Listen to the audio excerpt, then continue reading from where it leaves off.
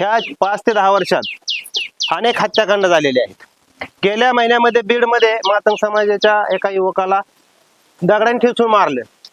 असे अनेक हत्याकांड या महाराष्ट्रामध्ये घडत आहेत. फुले शाहू आंबेडकरांच्या महाराष्ट्रामध्ये आज SC आणि ST वर होणारे अन्याय खूप प्रमाणात वाढलेले आहेत. आज ह्यांनी सांगितलं की जो देशमुख कुटुंब आहे, माझं मत आहे की ताईंनी सांगितल्याप्रमाणे त्याच्या घरामधील सर्व सदस्यांना असं आरोपी करणं गरजेचं आहे. कारण रिव्हॉल्वर वापरतो, रिव्हॉल्वर कुणाच्या नावावर आहे तो सुद्धा आरोपी आहे. एखाद्याला लायसनधारक रिव्हॉल्वर जरी असेल तर ते ठेवण्याची पद्धत आहे, ते कुलपामध्ये असली पाहिजे. हा देशमुख कुटुंब खुल्या रिव्हॉल्वर ठेवतो, दुसरा व्यक्ती घेतो आणि बहुजन समाजातील एका महिलेची हत्या करतो. हे महाराष्ट्राला कायम फासणार आहे. हा आज तुम्ही लाईव्ह करता सर्व पत्रकार, हा व्हिडिओ मुख्यमंत्र्यांपर्यंत गेला पाहिजे. हे ताईचं जी काय अंतर, हा काय आहे, आईची हत्या महाराष्ट्रासारख्या ह्याच्यामध्ये बिहारपेक्षा वाईट परिस्थिती महाराष्ट्रात गेल्या 10 ते 15 वर्षामध्ये चालू आहे. म्हणून हा व्हिडिओ मुख्यमंत्र्यांपर्यंत गेला पाहिजे. ह्या कुटुंबाचं पुनर्वसन करण्यात यावं तात्काळ. मी आताच 2 मिनिटापूर्वी समाज कल्याण अधिकाऱ्यांना मॅडमला पण बोललेलो आहे.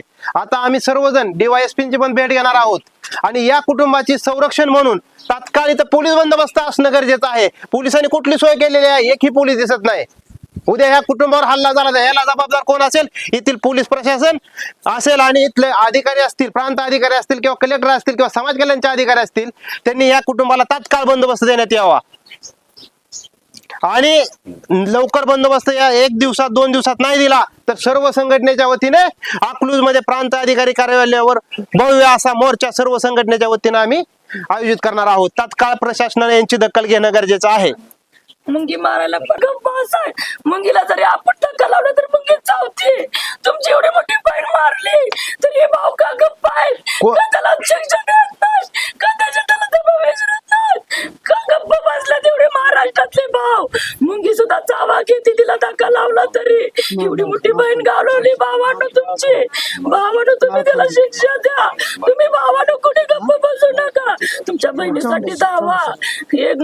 एका मुंगीला धक्का लागला तर 17 मुंग्या येऊन चावत्यात. मुंग्या येऊन चावत्या.